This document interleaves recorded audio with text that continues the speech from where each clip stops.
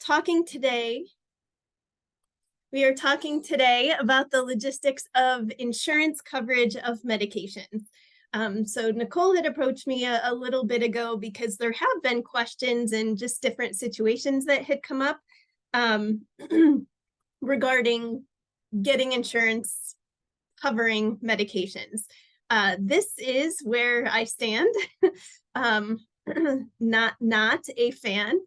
So it has taken 3 attempts to try to keep this in a brief didactic blitz, but also make sure that we cover some of the main considerations that really are impacting a patient's ability to get their prescription medications covered, and also to recognize the balance between what can be logistically challenging and the rationale behind why that might be. So that's what I'm going to attempt to do today. So objective-wise, defining terminology. So we're going to look at a number of terms and try to talk about what exactly do some of these mean. I am going to list a number of cost control approaches that are used by the insurance companies regarding the coverage of medication. And I put this in here explicitly as my reminder. Many of the things I'm going to talk about today, we will see that may institute a number of other steps or frequent phone calls or headaches for individuals who have the coverage, but the entire intention really is to help control costs, to have the lowest cost, most effective treatment available for the patients. So that really is where some of those things came from. That's part of my disclosure. And then the last is to identify some strategies. So I have 3 different slides that break up part of the presentation that'll talk about ways to overcome some of these obstacles. So just things to keep in mind. So I wasn't sure exactly where to start. I wanted to do full disclosure. So we are talking general concepts of insurance reimbursement. I am going to try very hard not to call out any specific plan, any specific program. There are some examples that are put in there. They are completely fictional. I made them up myself, not necessarily based on any one program in particular. So I really wanted to try not to be pro insurance company A, anti-insurance company B, but just across the board, what are some things that the companies are doing? And I wasn't sure exactly where to start. So my thought was the biggest concerns, and the reason that there are logistical things to keep in mind is because of the cost. So the ability to access the medications because of those financial pieces. So we're going to start with some of the terminology. So what are the terms that we use related to cost? And then how are those put into effect to actually try to control cost, but might be seen as obstacles by patients? And I thought terminology would be helpful. I usually start with definitions. So that's where we're starting. In general, insurance companies, some of them do have what are called premiums. So those are the routine payments that go to the insurance plan.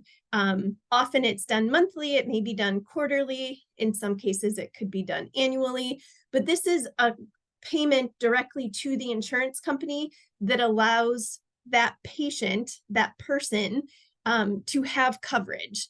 So that needs to be done on a regular basis. Deductibles are going to be the amount of money that a patient needs to pay before the insurance actually kicks in. And there are different levels. So depending on the types of plans patients sign up for, depending on the amount of money that they make, there's a variable amount of money they have to pay before those the benefits kick in. In some cases, it may be $100. Some cases, it might be $250, but they would need to look at their insurance plan to see how much that's going to be. Now, I bring that up because all of the other pieces kind of fall outside of this.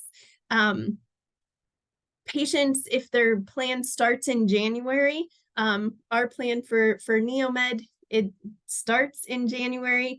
That's when you would start accruing and paying the money toward your deductible. So in January, there may be things that look more expensive than what they may look like in February or March once you hit that threshold. So those are general, more insurance plan related pieces. Now we're going to focus in more on the med stuff. So formularies, almost every single insurance company does use a formulary. A formulary is just a list. It's a list of medications that are covered by the plan. And most of them are divided into what's called tiers. And we'll look at the tiers in just a second, an example of those. The tiers often will highlight how much is paid per tier. There's two main ways that they split the cost, and it's called a cost share. So that's the amount that the patient pays. One could be coinsurance. So it may be that there's a percentage. Oftentimes you'll see this sometimes for the tier 3 or the more expensive medications, that there's not a copay, there's a coinsurance. So they have to pay 20% or 10% of whatever the total contracted cost of the drug. So for example, if I have a condition and I need a medication that falls into that category, if it's $100 and my coinsurance is a 90-10 split, I would be responsible for paying $10, so 10% of the cost for that particular medication. Many of the other medications, and often this is tier 1 and tier 2 medications, qualify for copayments. So there's just a flat amount that you pay per prescription. So it may be that there's $5 for every generic medication. So it doesn't matter which generic, it's $5. Might be that it's $20 for a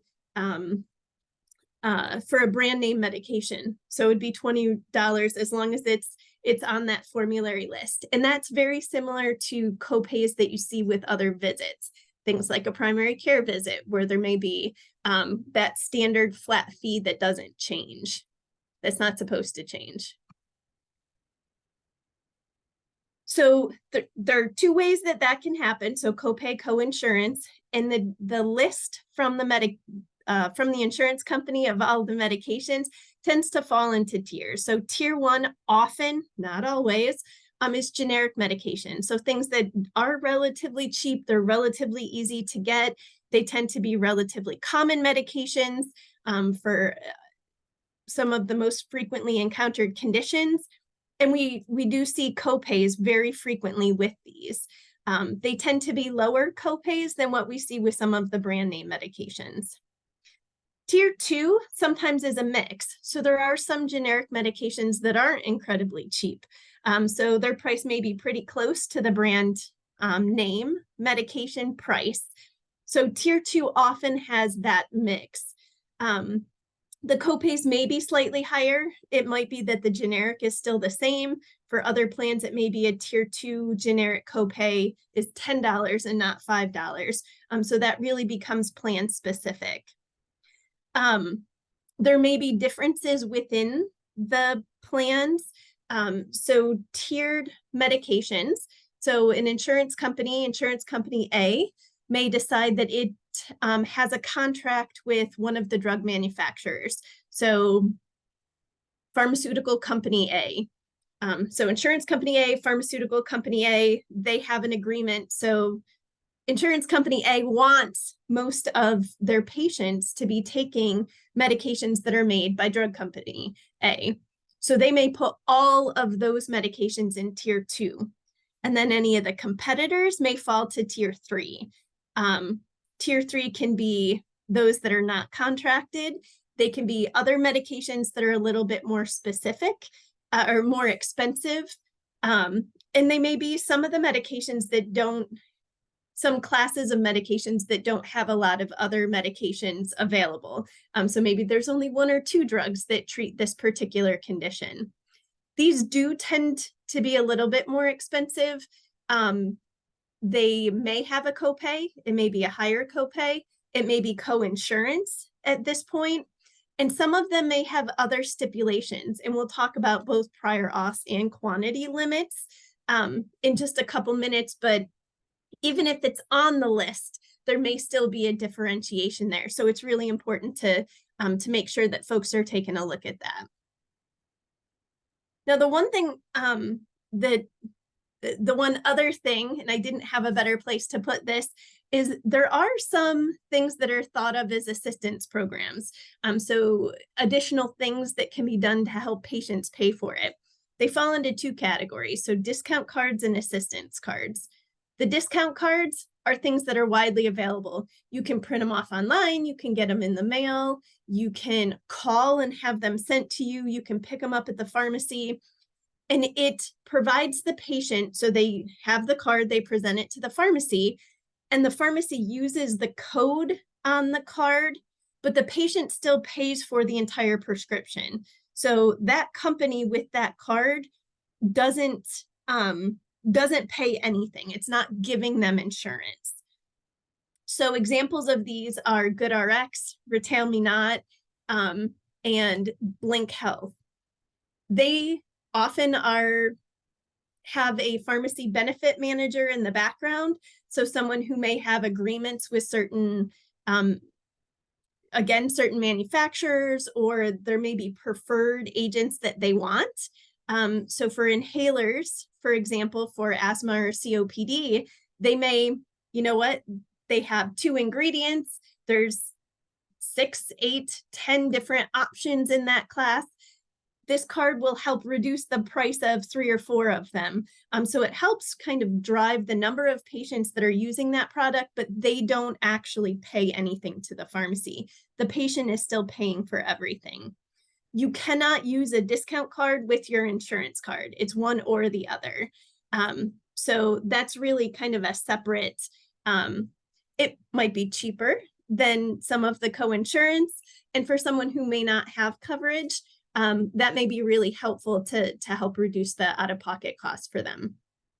The assistance cards are different. Those tend to be offered through the pharmaceutical company, so whoever the manufacturer is, and they provide payment to the pharmacy. So they can reduce the copay from the insurance. So if it's a tier 3 drug that's pretty expensive, it actually will provide payment to the pharmacy to reduce the amount of money that the patient needs to pay, or it may take care of all of the price of the prescription. So it can be used with insurance to reduce that copay or co-insurance amount, or it can be used essentially to pay the pharmacy for the product without using insurance at all. There are some eligibility requirements though. Oftentimes there is an annual income limit that you have before you're able to use it, and it is not able to be used with some insurance companies. So there are some types of insurance you can't add the assistance card to it. So those are a couple other ways that folks can get their prescriptions paid for. None of them happen to be easy, but things to keep in mind, since that often is one of the big obstacles, is making sure folks know where their formulary list is. It's usually available on a website with the materials for the insurance company itself, and have them take a look at it.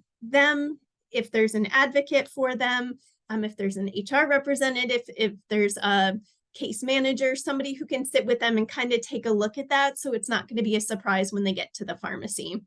The pharmacy, for the insurance claims, the pharmacy doesn't make up the price. The insurance company tells them what to charge. So having them not be surprised when they get there, especially if it's a change in insurance, could be really helpful. Now that's not all of that. So just because a drug is covered and is on the list doesn't mean it's always going to be the lowest price. So many of the insurance companies have payer networks. So they have pharmacies that are considered in or out of network. So out of network, they do not have a contract with them. In network, they do have an agreement with that pharmacy. Insurance companies sometimes will have a broad network, so anyone can sign up. They do have to agree to what the payment structure is going to look like, but it would be open to everyone. Other insurance companies opt to do a limited or more narrow contract. So maybe they'll only allow a certain number of pharmacies or a certain type of pharmacy to enter into the contract with them. This can create an access issue, especially if it is limited. When I was a pharmacy student in Buffalo, one of the major insurance companies up there did go from a broad network to a limited narrow network. And it created all kinds of traffic changes in the pharmacy because there were lots of folks coming in that were brand new patients who now no longer could use their other pharmacy. And that may be short term. It may be for a year, for not a year. So that really can be a little bit disruptive, but they often do it to try to help control costs. Just because a pharmacy is in network doesn't mean that's a green light. So some in-network pharmacies are given preferred status. So I gave you a little bit of a visual here. So the red pharmacy over here on the far right-hand side is out of network. The patient would have to pay full price. Oftentimes, if they use an out of network, either the drug isn't covered, they can try to submit the claim later on, or it's a much higher copay than what it would be if we use an in-network pharmacy. But if there's preferred and non-preferred pharmacies, the cost may be different to the patient. So in this example, the blue pharmacy is a preferred in-network pharmacy.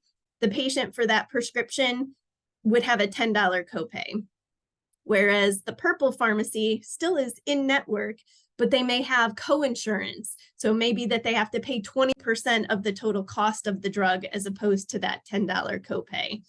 So even though it's in network, even though the drug's on formulary, that we may still see a cost differential. And with some of the pharmacies closing, that really has made a big difference in some of our more rural communities.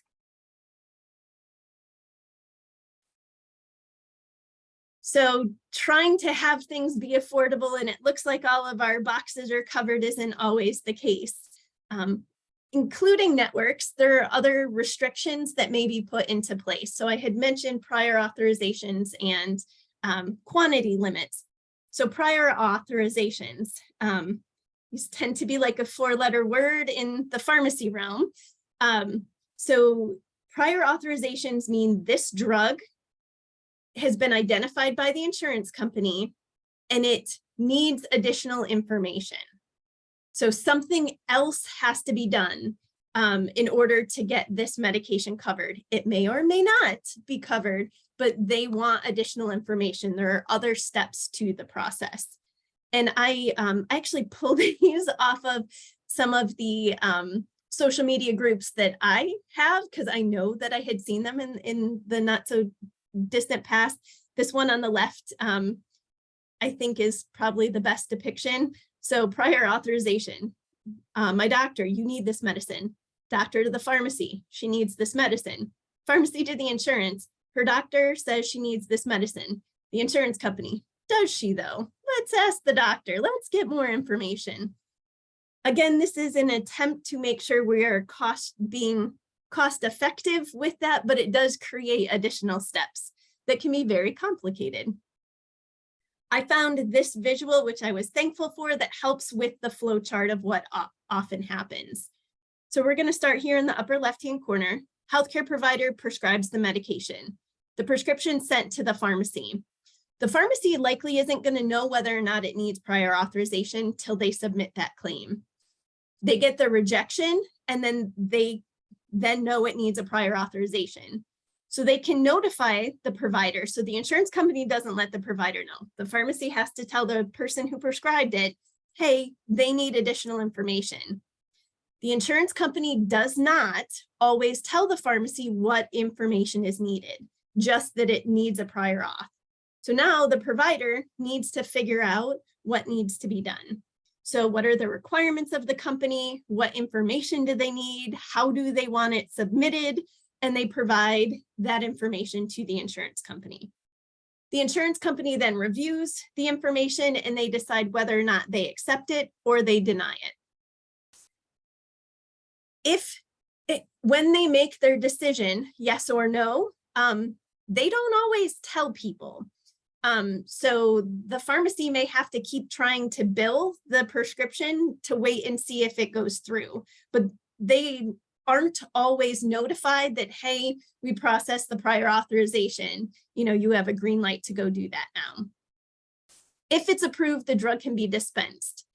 It may be for one time, it may be for a short period of time, it may have quantity limits. Sometimes that information is communicated, sometimes it's not. Sometimes the insurance company will send that to the patient. If it's denied, then maybe we can appeal that decision, but likely they want them to do something different. It is cost control, so we're not jumping to something much more expensive when something cheaper and more available is an option, but it almost always delays the start of treatment. You can't just prescribe it, get it processed by the pharmacy and have the patient pick it up. The duration of how long it's approved can vary. So that might be disruptive. I've got it this month, or I have it for a couple months, and now we need to do this again, and we've totally interrupted therapy. Communication with all of the parties is important because stuff definitely can fall through the cracks. And from a patient perspective, you can see how they get super frustrated because sometimes they may have had a prescription that has refills, and now all of a sudden I can't get it because it requires this authorization. So trying to make sure everyone's on the same page is really important. And there's multiple steps where there's risk for prescription abandonment. So maybe the information that the provider sent isn't what they want. So it was done electronically, but they need something faxed because they have to actually need a signature, or they didn't tell them whether or not it was approved, and now it's sitting there even though it's approved, and that authorization timeframe expires before the pharmacy processes it. Like, there's a lot of potential places where this could be a problem. So prior auths tend to be looked at as very labor intensive for absolutely everyone who's involved. The other piece that often is put in place is quantity limits. So the formularies may restrict the amount of medication a patient can get. They may have a certain number that they can get per month. Some of the triptans, so the medications that are used for migraines, often have a monthly limit. The insurance company will only pay for X number for the month. And some of them may have for shorter time frames. Sometimes it's for a year. We'll only pay for a maximum of X amount for a year. It doesn't mean the patient can't get the medication, but the insurance company would no longer pay for it. So the patient would likely have to pay for it out of pocket. So for those obstacles, definitely have patient advocates, whoever can support those patients, look at what's going on with these medications. So are we going to a place that is the cheapest place, that's in network, that would be preferred? Are there going to be any logistical things that are in place, prior authorizations, quantity limits, that may interrupt therapy that we need to be thinking about ahead of time? I would encourage them also to be talking with the folks from the insurance company themselves. Sometimes some of this information changes.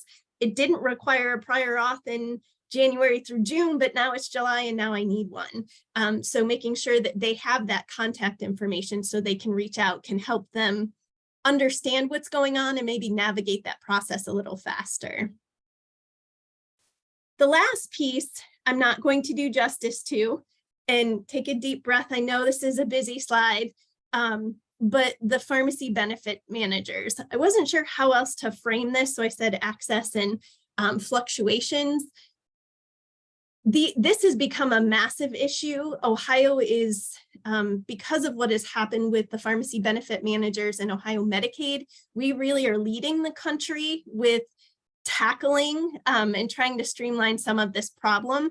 So I am going to do a 30,000-foot view of this. I have two slides that have a lot of visuals, so bear with me here. Pharmacy benefit managers, or PBMs, are essentially the middlemen. Their whole role is supposed to be between the insurance company and the pharmacy. In a perfect world, the way it's supposed to work is they administer the benefits, they negotiate the costs, they process the claims, they reduce a lot of the extra paperwork and steps. They validate who's eligible, which drugs are eligible, and they really try to help contain the cost of the medication. So the insurance company doesn't have to worry about that. They have kind of this partner who's taking care of the drug piece. So as we look at the visual, here's the insurance company on the bottom right-hand side, and then our purple PBM. So those are kind of our middlemen. Now the PBM has little lines that go to the wholesaler and the manufacturers, the drug companies. So essentially what they're doing is trying to figure out costs. Who are they going to contract with? What do they want on formulary? So they're kind of paying attention to what all of these prices are. So that's their part. Now we're going to look at the pharmacy. So our pharmacy is up here on the upper left-hand side. Pharmacies get their medications from wholesalers. So they order medications, and there may be a whole bunch of options for one drug. So if this is drug B, there may be 6 different options for drug B. They pick whichever one they want and order it. They pay for it, and the wholesaler delivers whichever product they ordered to them. Not all of these may be available to every pharmacy. Some of the wholesalers may only have a couple of these. And many of the medications that are available, we try to standardize. So if they're made by all of these different companies, everybody charges a little bit different. So there was a way to try to establish about how much does drug B cost. And that's what's called the average wholesale price. So averaging all of the products that are available, on average, drug B costs $100. And then all of the reimbursement can used to be based on that. And then we get our patient who's able to get the drugs that the pharmacy got from the wholesaler. What has created some havoc, especially here in Ohio, are some of the issues that go into this. So instead of using the average wholesale price, the pharmacy benefit managers, so those middlemen, are trying to reduce the costs as much as they can. So they've created a maximum allowable cost, or MAC pricing. So this is the maximum amount of money we will pay you for drug B. So in this case, the PBM looked at all the information and said, we're going to do MAC pricing. So the green bottle, that's what we're setting our MAC pricing on. And in April, it was $100 a bottle. We're going to base our pricing off of that. But that's the most amount of money you can get for drug B. So it's a contract. We're trying to reduce the cost overall. It would work in theory. However, some of the things that are happening is, if you look up at the top, green bottle is not available anymore. So if there are drug shortages, if there's reasons that the manufacturing plants have been taken offline, so there were hurricanes in Puerto Rico that took many of the generic manufacturing companies offline, and not all of them are back to full capacity. There's also fluctuation in what the costs are. So if a whole bunch of other companies decide they're going to make the medication, we have others that drop out, like there can be massive fluctuations. If the PBM says we're only going to reimburse at $100 a bottle, if those costs change, so as of July 1st, the green bottle's not available. This is all drug B. The red bottle is $155, blue might be $170, orange $195, yellow $205, purple $230. The pharmacy is actually going to lose money by providing drug B. The amount of money they get paid by the PBM is not going to cover the cost of the drug. So in some cases, that makes availability an issue. Maybe the only ones I can get from the wholesaler are yellow and purple. And if I know I'm not going to get paid that much, I'm not going to order it because we're just going to eat the cost. So we would encourage patients to go somewhere else to get that medication. And the patient may have paid, if you have coinsurance, maybe they knew that they paid $10 last month for their medication. Now they come in this time and it's totally different. It's $20 or $23. So that cost fluctuation and availability can be a massive problem, both for the pharmacy itself as a business, as well as for the patients. that is just a real way high 30,000 foot view. There's a lot of other things that go into that, but for the sake of time, that's where I'm gonna stop with that. So if the patient, so another opportunity, if there are obstacles, if there are supply issues or they see those cost fluctuations, why? Why is this happening? If it's part of that, they may not be able to get around that. So it would be something that they need to be aware of, maybe to chat with the pharmacy and the provider to look for other options. Is there going to be a time frame? So is this can they change this all of the time, or does it only happen once during the year? Some of the plans have it locked in for all 12 months, so that shouldn't happen. Some of them reevaluate it 6 months, so it should only be a surprise once during their plan year. But to be able to kind of understand what's going on and why there may be some of those issues, because the last thing we want is for some of the patients to essentially be stranded with medications they're unable to get their hands on or now no longer able to afford. So it is complex, it is super dynamic. I'm hoping that it didn't come across super negative. But I really think that from a communication standpoint, that is what is most vitally important for all of the members of the healthcare team to continue to communicate, and also for patients to look for advocates or points of contact, especially with their insurance companies, so they can help understand and navigate the process a little bit easier. So with that, I will stop my share and turn things over.